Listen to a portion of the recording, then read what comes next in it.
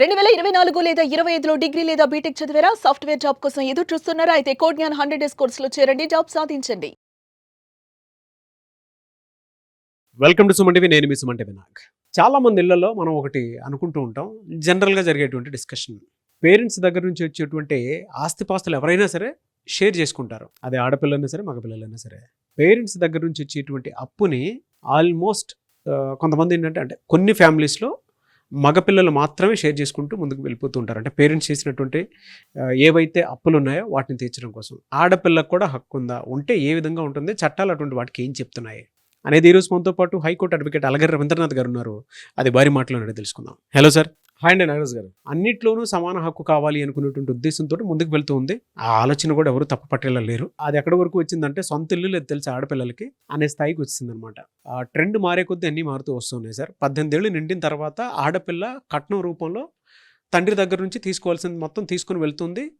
కొంతమంది ఏంటంటే అసెట్స్ కూడా తీసుకుని వెళ్తున్నారు, మనీ తీసుకుని వెళ్తున్నారు, గోల్డ్ తీసుకుని వెళ్తున్నారు అనుకునేటువంటి విషయాలు కూడా ఉన్నాయి. అంటే వాటి మీద కూడా డిస్కషన్స్ నడుస్తూ ఉన్నాయి. బట్ వాళ్ళు ఏంటంటే హక్కులకు వచ్చేటప్పటికి అన్నీ సమాన హక్కులే కావాలి కదా అనుకునేటువంటి మోటోలో నుంచే కొంత నడుస్తూ ఉంది కాబట్టి కరెంట్ ట్రెండ్. సో దానికి మీరు ఏం చెప్తారో, అటువంటి వాటికి చట్టాలు ఏం చెప్తున్నాయి? ఆస్తిలో వాటా పంపకాలకు వచ్చేసరికి ప్రతి ఆడపిల్ల కూడా నాకు తండ్రి ఆస్తిలో నాకు వాటా ఉంది అని చెప్పి కోర్టులకు ఎక్కడ ఇటీవల సర్వసామాన్యం అయిపోయింది. మీరు సివిల్ తగాదాలో చూసినట్లయితే మోర్ దెన్ 70% ఆడపిల్లలటువంటి ఈ వేసినటువంటి కేసులు చాలా ఎక్కువ ఉంటాయి. ఎప్పుడో పెళ్ళి అయిపోయారు. పెళ్ళి అయిపోయి ఎప్పుడు వెళ్ళిపోయిన తర్వాత కూడా మాకు కూడా ప్రాపర్టీలో మనం చేసిన వీడియోస్ కావచ్చు, రకరకాలుగా నాలెడ్జ్ పెంచుకున్నటువంటి అమ్మాయిలు కూడా మాకు ఆ ఆస్తిలో కూడా వాటా ఉందని చెప్పి కోర్టులకు ఎక్కినటువంటి వాళ్ళు సర్వసాధారణం అయిపోయింది ఇటీవల. మరి తీరా అప్పుల విషయానికి వస్తే మరి అప్పుల్లో కూడా వాటా ఉంటుందా? ఇది అందరి మెదలను తొలిచే ప్రశ్న. సో నేను చట్టం ఏం చెప్తుంది, చట్టంలో ఉన్న సెక్షన్స్ ఏం చెప్తున్నాయి, చట్ట పారిభాషికంలో నేను చెప్పే ప్రయత్నం చేస్తాను నాగరాజ్ గారు. 1956 హిందూ వారసత్వపు చట్టంలో ఒక వర్డ్ ఉంది, పియస్ ఆబ్లిగేషన్ అని ఉంది. అంటే జనరల్ రూల్ చెప్తారు. అంటే అప్పులన్నీ కూడా కొడుకులు మాత్రమే భరించాలి. దిస్ కాల్డ్ పియోస్ ఆబ్లిగేషన్ అనే వర్డ్ కూడా ఉంటుంది మనకి. అంటే ఆ చట్టం ఏం చెప్తుంది, బాధ్యత అంతా కొడుకులే బాధ్యత వహించాలి, అప్పులు తీర్చాల్సిన బాధ్యత కొడుకులదే ఉండేది. మరి మనం 1956 చట్టాన్ని మనం ఫాలో అవుతున్నామా? ఫాలో అవ్వట్లా. 2005లో మరలా మనం దీనికి అమెండ్మెంట్ తీసుకొచ్చాం. ఆడపిల్లలకు కూడా ఆస్తిలో సగభాగం ఇవ్వాలి అని చెప్పి కూడా మనం ఒక చట్టాన్ని తీసుకొచ్చాం. 56 చట్టంలో ఇప్పుడు నేను చెప్పినట్టుగా పిఎస్ ఆబ్లిగేషన్ అనే వర్డ్ ఉన్నప్పటికి కూడా 2005లో అమెండ్మెంట్ చేసుకున్న ప్రకారం ఏంటంటే ఆడపిల్లలకు కూడా అందులో వాటా ఇవ్వాలి. ఎంత వాటా ఇవ్వాలి? హిందూ వారసత్వ హక్కు చట్టం చెప్పినప్పుడు ఏం చెప్తుందంటే సమాన వాటా ఇవ్వాలి అని చెప్తుంది. ఇక్కడ ఎంత వాటా? సమాన వాటా ఇవ్వాలి. అంటే సపోజ్ ఒక 100 భాగాలు ఉంటే నలుగురు ఉంటే తల్లికి కూడా ఒక భాగం తీస్తే 25, 25, 25, 25 ఈక్వల్ భాగాలు పెంచాలి, ఈక్వల్ భాగాలుగా పార్టిషన్స్ చేసుకోవాలి అని చెప్తానే చట్టాలన్నీ కూడా. మొట్టమొదటిగా ఇది మన రాష్ట్రం అప్పుడు ఉమ్మడి ఆంధ్రప్రదేశ్ దీన్ని మొట్టమొదటిగా ఎన్టీ రామారావు గారి టైంలో దీన్ని చట్టంగా చేస్తే, దాని తర్వాత పక్కన ఉన్న కర్ణాటక, తమిళనాడు రాష్ట్రాలు చట్టంగా చేసుకునే మొట్టమొదటిగా ఉమ్మడి రాష్ట్రం ఏంటి మన ఆంధ్రప్రదేశ్, తెలుగు రాష్ట్రాలే మొట్టమొదటిగా దీన్ని చట్టంగా చేశారు. ఆడపిల్లలకు హక్కు ఇవ్వాలని చెప్పి చట్టం. దాని తర్వాత మిగిలిన రాష్ట్రాలు చేశారు. కానీ 2005లో దేశవ్యాప్తంగా కేంద్రం చట్టం చేశారు, ఆడపిల్లలకు సమాన వాటా ఇవ్వాలి అని చెప్పి 2005లో అమెండ్మెంట్ ద్వారా చేశారు. సో ఇది ఇప్పుడు క్లియర్. సో మనం ఏం ఫాలో అవ్వాలన్నా ఈ 2 చట్టాలే ఫాలో అవ్వాలి. ఆడపిల్లలకి ఆస్తి హక్కు చట్టాల విషయం మీదకి వచ్చేసరికలా ఈ 2005 చట్టాన్ని మనం ఫాలో అవ్వాలి. మరి ఆస్తి మనం వాటాలు పంచుకున్నాం, మరి అప్పుల్లో కూడా వాటా వస్తుందా? దీన్ని మనం 4 రకాలుగా డివిజన్ చేసి మాట్లాడుకోవాలి నాగరాజు గారు. ఫస్ట్ పాయింట్ ఇంటెస్టేట్ ప్రాపర్టీ అంటారు. ఇంటెస్టేట్ ప్రాపర్టీ అంటే 2 రకాలుగా ఉంటుంది. అంటే తండ్రి తన సంపాదించుకున్న ఆస్తి ఏదైతే ఉందో ఆస్తి వీలునామా రాయకుండా చనిపోయాడు అనుకోండి, అటువంటి ప్రాపర్టీని ఇంటెస్టేట్ ప్రాపర్టీ అంటారు. ఇంటెస్టేట్ ప్రాపర్టీని ఎట్లా అయితే మనం విభజించుకుంటారో, పిల్లల పార్టిషన్స్, 2 పిల్లలు ఉన్నారు, ఒక అమ్మాయి ఒక అబ్బాయి ఉన్నారు, తల్లి ఉంది, అటువంటిప్పుడు ఆ ప్రాపర్టీని మొత్తం కూడా 3 భాగాలుగా సమానంగా పనిచేసుకుంటారు. ఇది ఇంటెస్టేట్ ప్రాపర్టీ. మరి ఇక్కడ అప్పు ఉందని నేను ఒక ఎగ్జాంపుల్ ద్వారా మీకు చెప్తే అర్థమవుతుంది క్లియర్గా. ఉదాహరణకి 40 లక్షల రూపాయల ప్రాపర్టీ ఉంది, 10 లక్షల రూపాయల అప్పు ఉంది. ఈ 10 లక్షల రూపాయలు ఏదైతే అప్పు ఉందో ఈ 10 లక్షల రూపాయలు ఎలా తీర్చాలి? ఉదాహరణకి ఆ తండ్రి ఆ ప్రాపర్టీ మీద అప్పు చేసో, అంటే పిల్లల చదువుల కోసం, ఎడ్యుకేషన్ కోసం అని చెప్పి దీనికోసం అని చెప్పి చేసినట్లయితే ఆ ప్రాపర్టీని అట్లానే పెట్టి ఈ అప్పు ఏదైతే ఉందో, ఒకవేళ అమ్మాయి కూడా జాబ్ చేస్తుంటే అమ్మాయి యొక్క పర్సనల్ ఇన్కమ్ నుంచి మాత్రం రీపే చేయాల్సిన అవసరం లేదు. ఇది క్లియర్గా గుర్తుపెట్టుకోవాలి. మరి ఎక్కడి నుంచి డివిజన్ చేయాలి అంటే ప్రాపర్టీ నుంచి మాత్రం అమ్మాయి తీయాలి. అంటే తనకి ఏదైతే భాగం వచ్చిందో ఆ భాగంలో ఉన్నటువంటి వాటా నుంచి మాత్రమే 10 లక్షల రూపాయల వాటా వస్తే 10 లక్షల రూపాయల్లో కూడా 3 భాగాలు చేసినట్లయితే 3 భాగాల్లో 3.33 భాగం వస్తే ఆ 3.33 లక్షల అప్పు ఉంటే ఆ అప్పును కూడా ప్రాపర్టీ మీద ఆమె తీర్చాలి తప్పించి తన సంపాదించుకున్నటువంటి తన ఇన్కమ్ మీద కానీ లేకపోతే తన హస్బెండ్ యొక్క ఇన్కమ్ నుంచి కానీ ఆమె రీపే చేయాల్సిన అవసరం లేదు.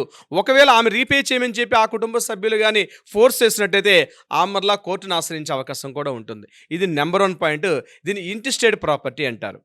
రెండవది వీలునామా ద్వారా వచ్చినటువంటి ప్రాపర్టీ. అంటే ఒక ప్రాపర్టీ ఉంది, ఆ తండ్రి తన సంపాదించుకున్న స్వార్జితమైన ప్రాపర్టీని ఒక కొడుకుకు మాత్రం రాసించారు, ఆడపిల్లలకు మాత్రం ప్రాపర్టీ రాయలేదు.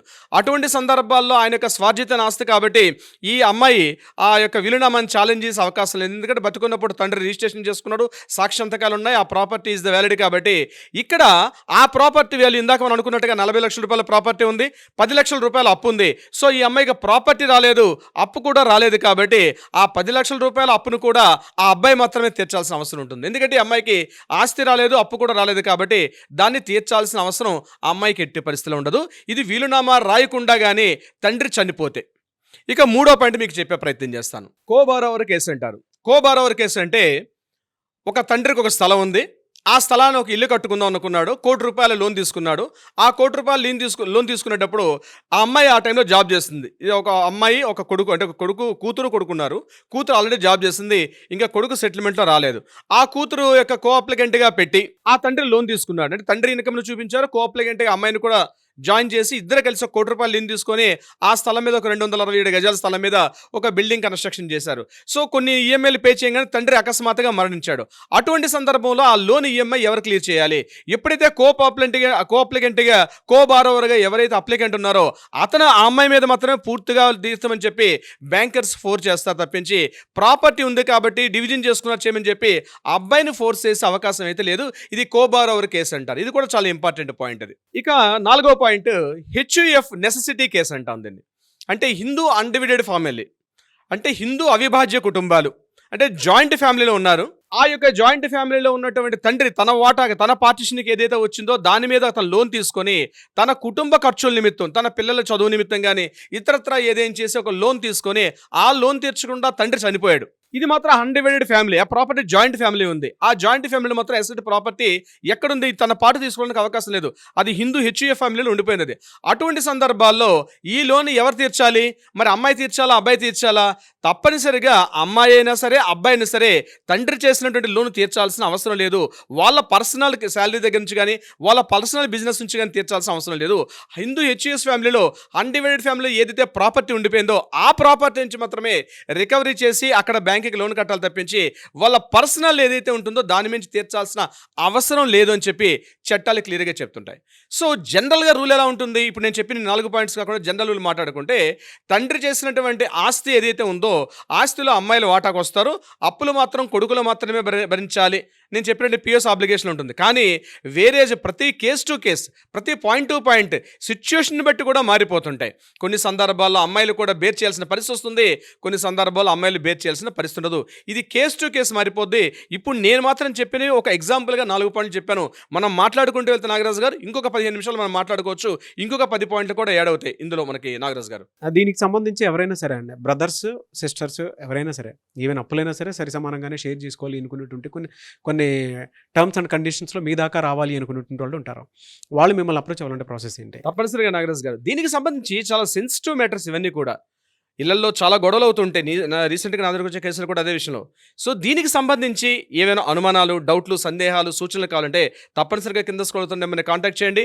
మన లీగల్ టీం మీకు అప్రోచ్ అవుతారు. కాంటాక్ట్ చేయండి లేదా వాట్సాప్ చేయండి. దీనికి సంబంధించి కోర్టుల్లో ఏదైనా వివాదాలు ఉంటే వాటికి పరిష్కారం అయ్యే దిశగా కూడా కలిసి ప్రయత్నం చేద్దాం. Thank you so much Alaga Ravindranath గారు. Thank you so much Nagaraj గారు. ఎనీవేస్ ఎవరైనా సరే మీరు గనక ఇటువంటి సమస్యను ఫేస్ చేస్తూ ఉంటే అలగిరి రవీంద్రనాథ్ గారు హైకోర్టు అడ్వకేట్, ఆయన గనక మీరు సంప్రదించాలనుకుంటే స్క్రీన్ మీద మీ కాంటాక్ట్ నెంబర్ కనిపిస్తుంది. దాన్ని మీరు కాల్ ఆర్ మెసేజ్ వాట్సాప్ చేసి వెంటనే అపాయింట్మెంట్ బుక్ చేసుకోండి. ఈ వీడియో లైక్ షేర్ మాత్రం తప్పకుండా చేయండి. ఇలాంటి మరిన్ని వీడియోస్ కోసం మా ఛానల్ ఫాలో అవ్వండి. Thank you. సుమన్ టీవీలో మీ పర్సనల్ అండ్ బిజినెస్ ప్రమోషన్స్ కోసం కింది నెంబర్కి కాంటాక్ట్ చేయండి.